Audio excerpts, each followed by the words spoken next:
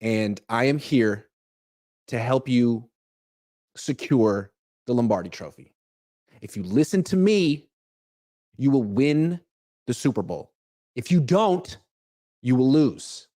I want to give you big credit for listening to me in the NFC Championship game, especially you, Brock. That one interception, I don't know what that was, but the rest of the game, we were right here. Well done. Now you got to do it one more time. So I have 7 people I want to address directly.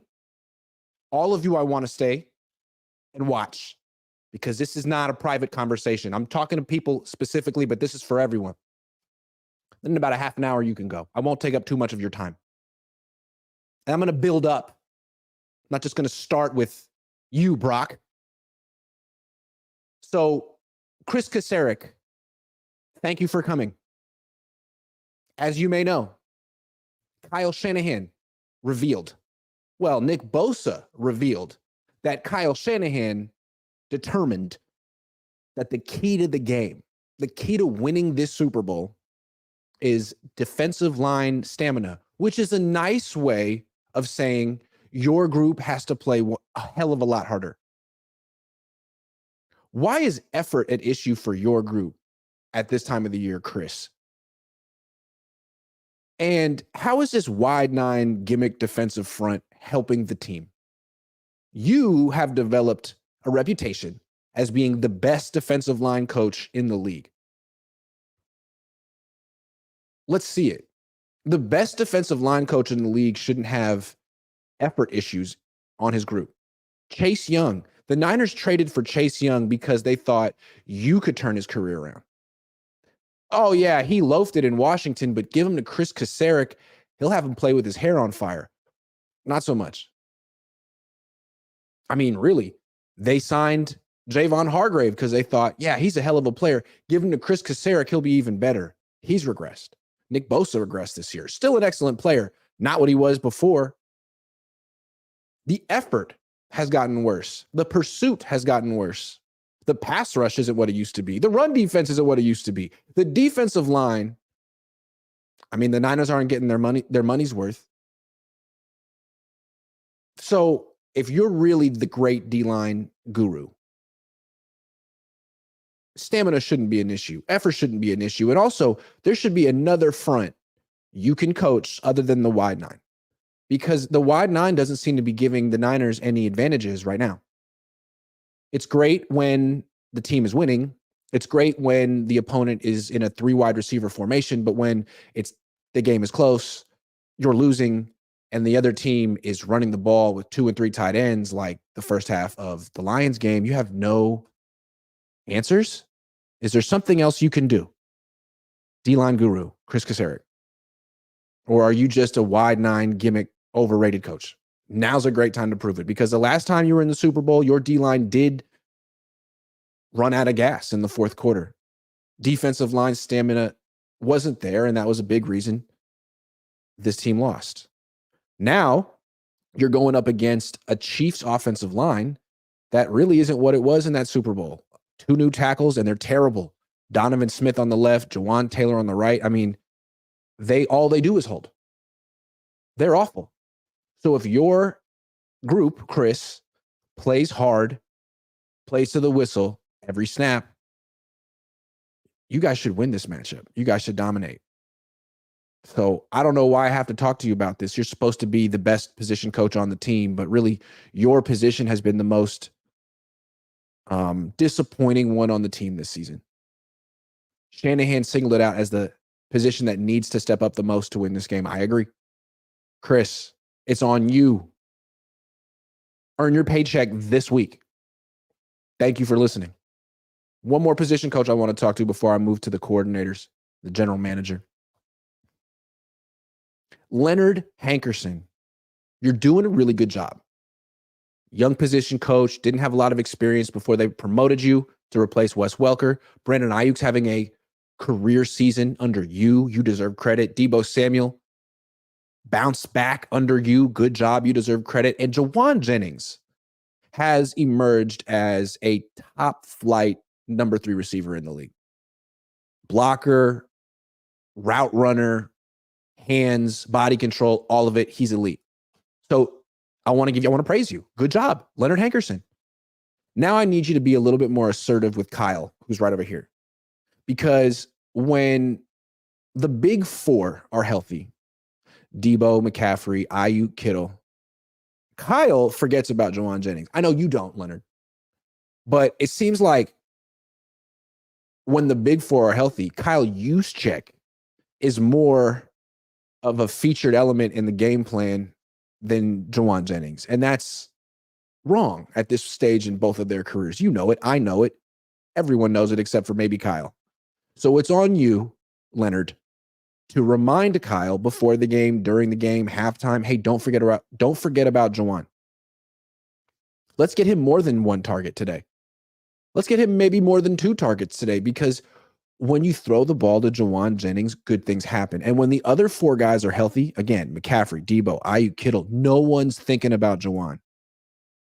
It's free money. First downs, touchdowns, he doesn't disappoint. He may not be on the team next year, be a free agent. Don't waste Juwan Jennings. He's your secret weapon. Leonard, I don't have to tell you this. You need to tell this to Kyle. He gets enamored with the guys who are the stars. Juwan Jennings not a star, but he's a secret weapon. So Leonard, it's on you. If Juwan Jennings gets a 3rd target in the Super Bowl, I will shake your hand if you want to shake my hand. But you know it's on you, because you know what Kyle's going to do. I implore you, get the ball to Juwan Jennings more than twice in the Super Bowl. He's hot. Okay. Steve Wilks.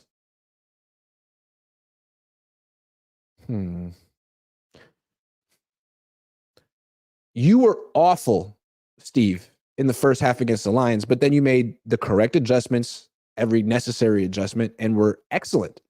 You were excellent in the second half. What you did in the second half, first half, you played 2 deep safeties and zone coverage. Didn't stop anything. Second half, you played 1 deep safety, 8-man box, man-to-man coverage. Really did a great job against the Lions. So that's what you got to do against the Chiefs. You got to load the box and live with the results. I know it's scary to load the box against Patrick Mahomes. You didn't want to do it against Joe Burrow. You probably don't want to do it against Patrick Mahomes, but you have to. You have to. You can't let this awful run defense be the reason this team doesn't win the Super Bowl. You got to load the box. You have to have all kind of, you can't let the Chiefs be bigger than you in the trenches or they'll win. So you have to have 8 in the box pretty much on first and second down most of the game unless they fall behind the chains. Got to stop Isaiah Pacheco. And if they go 2 and 3 tight ends, which they do a lot, you have to have, you and Chris Cassera got to talk about it, another defensive front, maybe a 5-man front.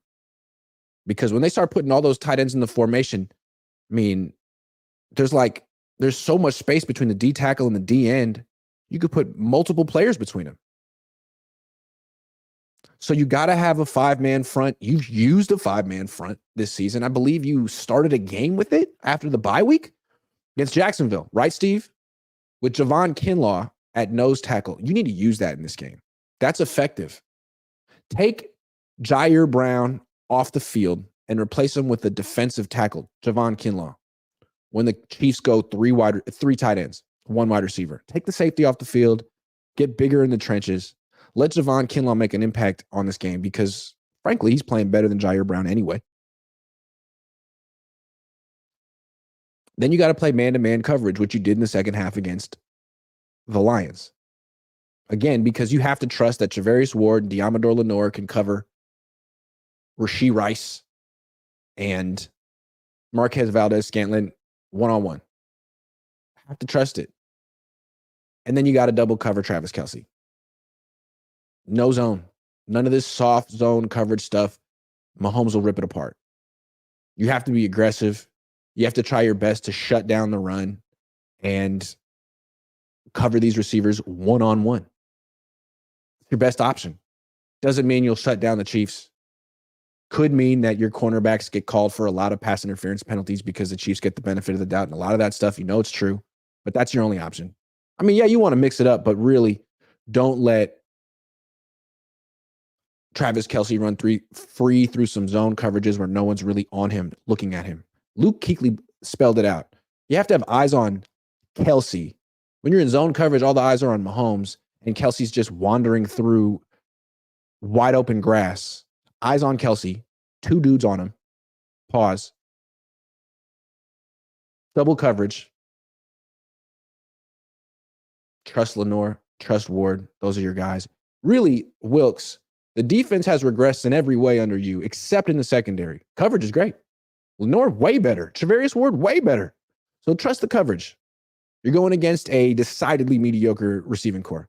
As long as you double cover Travis Kelce, I like your odds. So don't be the scapegoat.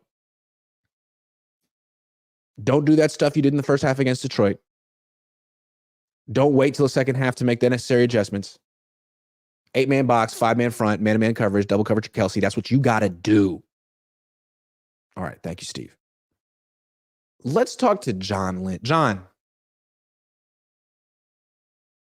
thank you very much for speaking to the media the other day after Jed, because really Jed's 20-minute interview was ridiculous. It was all about Jed, where Jed was when he watched the NFC Championship game, some stories Jed had from the past.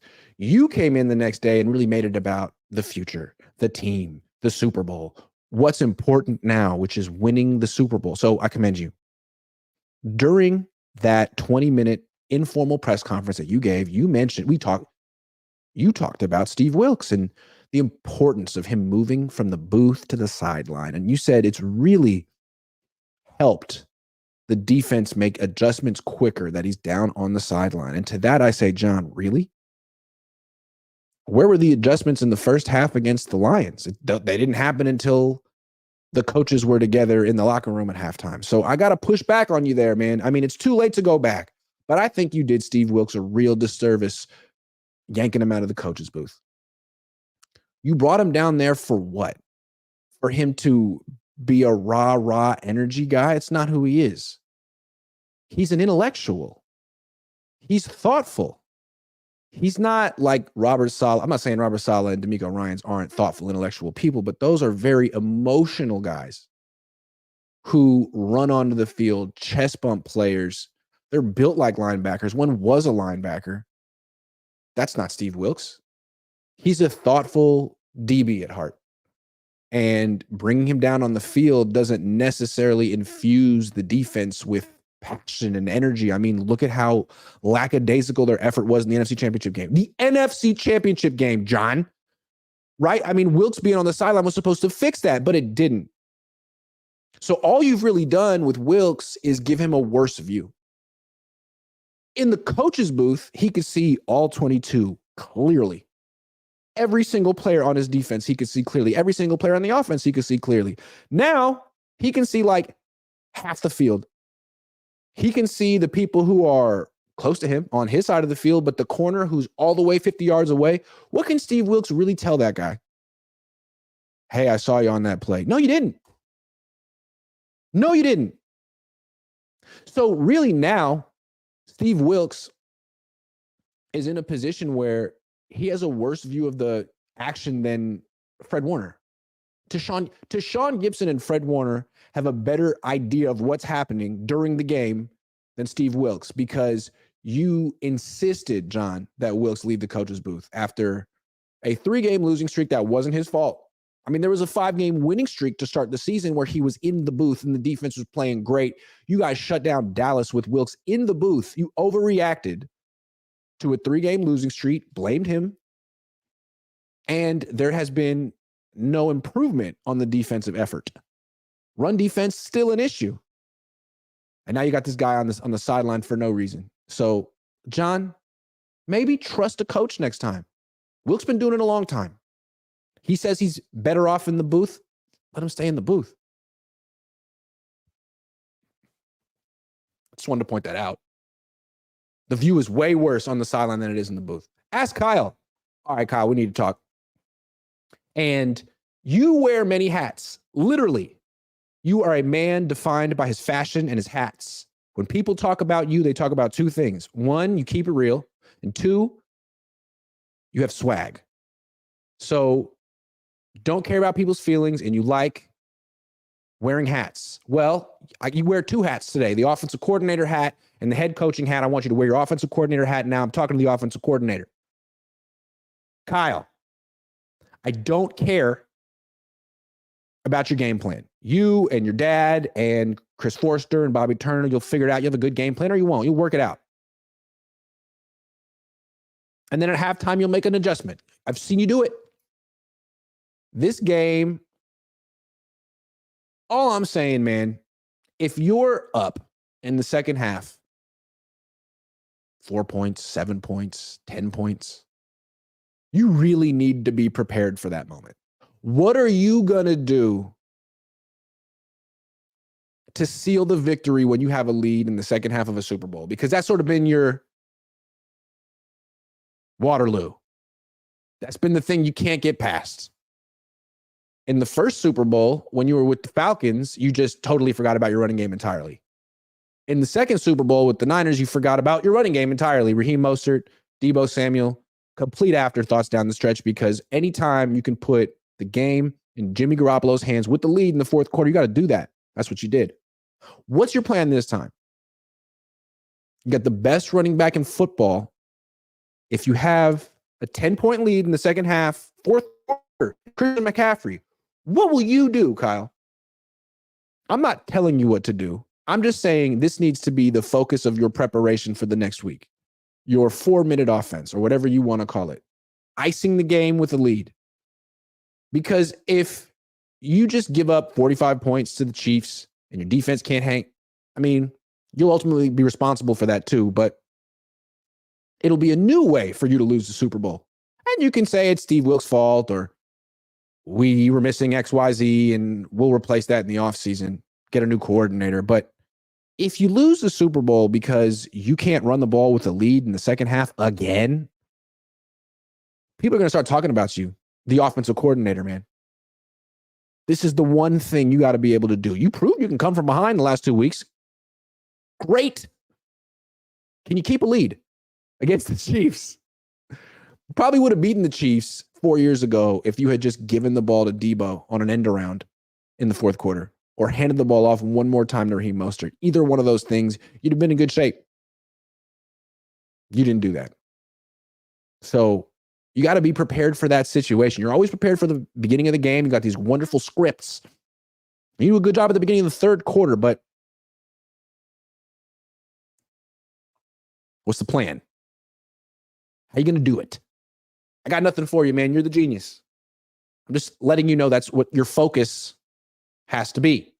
All right, now take that hat off, put the other hat on. I'm talking to Kyle Shanahan, the head coach now.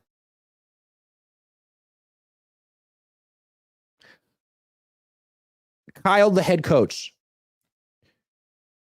This game, in a lot of ways, is going to come down to your ability to make an adjustment in the game. Because, for example, you had the wrong idea against the Lions. I don't know what was going on. The game plans were off. The effort was off.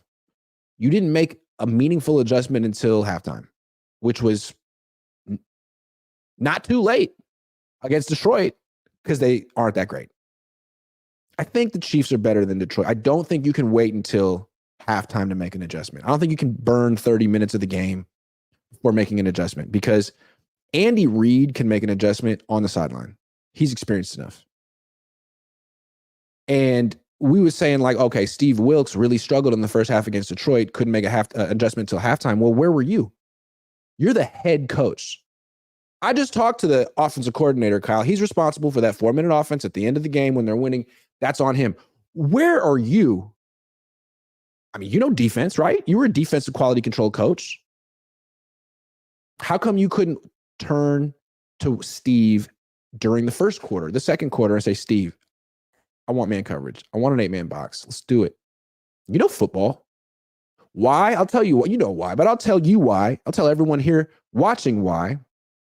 Because you're an offensive coordinator, Kyle. What are you doing when the defense is on the field? You're looking at your play sheet. Are you watching the game or are you watching the play sheet? Be honest. You're looking at the play sheet. You're planning your next drive, which makes you an offensive coordinator. The head coach has eyes on the game because he might have an idea. He might have a thought. He might need to relay to the defensive coordinator. Hey, we're getting gashed. Let's fix it right now.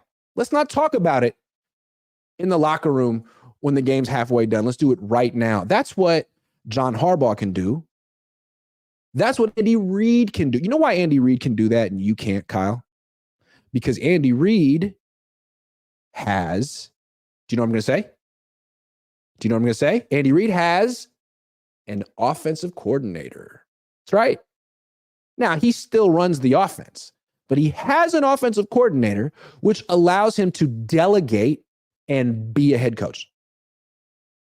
Help with the defense if necessary.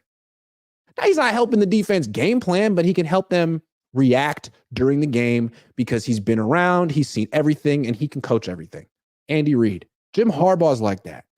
He's an offensive coach like Andy Reid, but he has an offensive coordinator. He can help the defense if necessary. He knows football. You know football, Kyle. You could help with the defense much sooner than halftime if you were watching the whole game and not just the offense. We see you on the sideline. You're looking at your play sheet.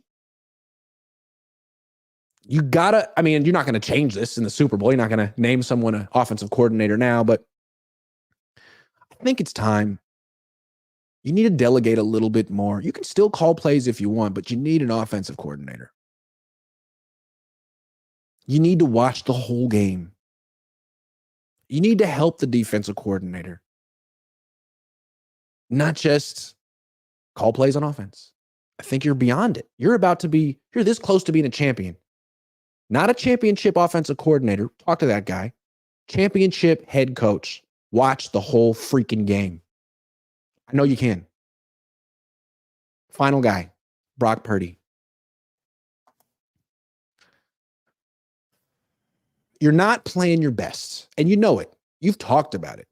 You're not seeing the field like you were in the regular season. You're kind of forcing passes rather than taking the check down. Okay, at least you're aware of it. Issue's been going on for 2 playoff games. Instead of hoping that it's going to go away, maybe understand that defenses are getting a little bit more sophisticated as you get deeper in the playoffs. You've never been this far before, and the book on you is getting a little bit more defined. The plan against you is going to be a little bit better than it's been in the past. Don't try to win the game on your own. I always tell this to you, but it's like, I'm not trying to tell you to go out there and be a game manager. I'm not trying to tell you to go out there and say, don't mess up. I'm not. What I am telling you is don't stand in the pocket in that one spot and try to go through 4 reads and show everyone that you're Tom Brady. You don't need to do that. In fact, you're not that guy. What I want to see from you is to keep using your legs. Run more. That's a really good pass rush, even without Charles Omenihu. That's a really good D-line in Kansas City. Don't go down like Jimmy Garoppolo did 4 years ago in one spot, shaking in his boots, tapping his feet. I don't think I even have to tell you this, Brock. That's why I like you. You know, you've been doing it in the playoffs. You haven't been passing your best. Your completion percentage is down like 10 points. Your quarterback rating's down about, 25 points from the regular season? Fine. Okay, playoffs are tougher. But your running is better than ever. You've been more you haven't been more decisive about it, but when you do go, you're gaining more yards, you're running more often. Keep it up. I think this is the part of your game that defenses aren't quite ready for. They've seen you in the regular season operate Kyle Shanahan's system and find the open guy and make it look easy and effortless. You're not doing that right now. And the Chiefs have a really, really good defense, especially against the pass, coverage, pass rush. You got nothing to prove, Brock. Nothing to prove from the pocket. If you have to get out of the pocket, if your progression against the Chiefs is 1 read and run, 2 reads and run, you can win that way because you won't be throwing picks. You'll be gaining yards. If you try to consistently get to that 3rd and 4th read and not check it down, you're going to force passes over the middle and get picked off and lose. Check it down. Use your feet. Be a little cautious. Don't be a game manager, but use your legs. I compared you to Jeff Garcia. Garcia would scramble his butt off in this game. So would Steve Young. What would Steve do? What would Garcia do? They'd be running against the Chiefs. You're a playmaker with your feet. Make those plays. Stand in one spot, you're going to get overwhelmed by that defensive line. Your O-line can't protect you. Get out of there. All right, that's the quality control meeting. That's it. I'm going to take some super chats. The players can leave. But first, we're going to do some prize picks, and I'm going to make some predictions on how these players are going to do. See what I'm saying? All right. Let's see. Where's Jennings? Juwan Jennings, 15.5 receiving yards. Now that I just made it an issue, I'm taking the more. He freaking better have more. I don't want to hear that he has less than 15.5 receiving yards, Leonard Hankerson. Jake Moody, 1.5 field goals made? No, absolutely not. He'll make one and miss one. Sorry. I'm not feeling it. Kinlaw, I like this. 1.5 tackles and assists. I'm going to say more. I think Kinlaw has to be used and important in this game. Not just a backup. I think he needs to be on the field in 5-man fronts. Kinlaw, more underrated sleeper player in this game. Bosa, 0.25 sacks. I'm going to say less to be a jerk. He might draw multiple holding penalties, get some quarterback hits, some pressures. I don't think he's going to have a sack in this game. And I base that on my intuition. That's French for intuition. Intuition. What else we got next? Why is Greenlaw supposed to have more tackles and assists than Fred Warner, huh? Riddle me that. I'm going to say more for Fred Warner because he's going to have to tackle Isaiah Pacheco a lot of times. Now, let's go Chiefs.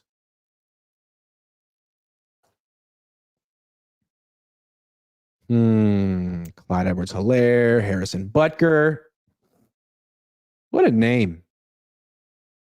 Justin Watson, I like this one. 1.5 receptions. He's kind of their Juwan Jennings. Big wide receiver, almost a tight end who gets targets and is sort of a secret weapon, but not as good as Jennings. Yeah, I'm saying more. I'm putting 40 on it. I got 40 on it. Got it. Trying to win $1,000. Boom. And it's that easy. And if you go to PrizePicks, use promo code Cohn, COHN. Get that 100% deposit match, though, up to $100, though. I just gave you the right answers. There you go. PrizePicks. Let's take some super chats. Now that I just told the Niners how to win the Super Bowl, you're welcome. Matthew Sanders. What up, Grant Cohn? Any Cohn phones before the big game? Yeah, I'll do one from Vegas. Closer to the game. It's a little too soon. But yeah, I will do one. Dave Barclay, Grant, what up, my guy? How was your Sunday? It's good. We talking to the team. Kyle, please run by committee in this game. This is the game. We pull all the stops. There's nothing else to save plays for. Win this. Can't hold anything back, as Dan Fouts said famously in The Waterboy. John Alvarado. Hashtag ask for John.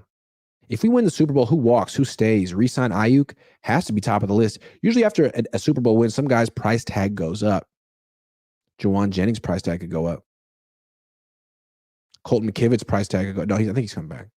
I don't know. That's a tough one. I'll get back to you on that.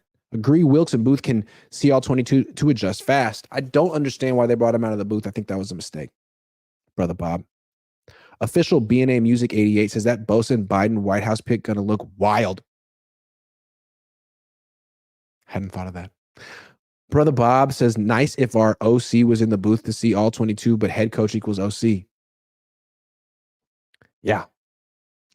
Brother Bob says, win the damn Super Bowl, and all is forgiven. Kyle, no excuses. Pretty much. Dave Barclay, Brother Bob is right. Win it all and everything else goes to the wayside. Win finally, please. Player to player, we are the better team. Make the next right play and don't choke. Jimmy lost it for us. Cosmo.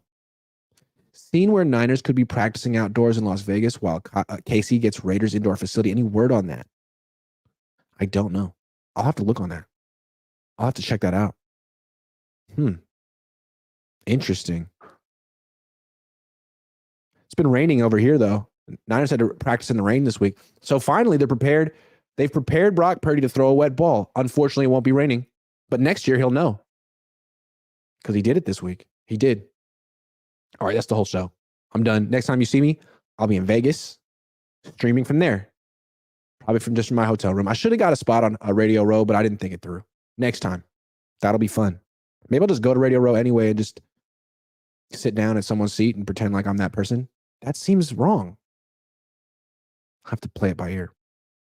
Anyway, thanks for watching, everyone. I'll see you guys.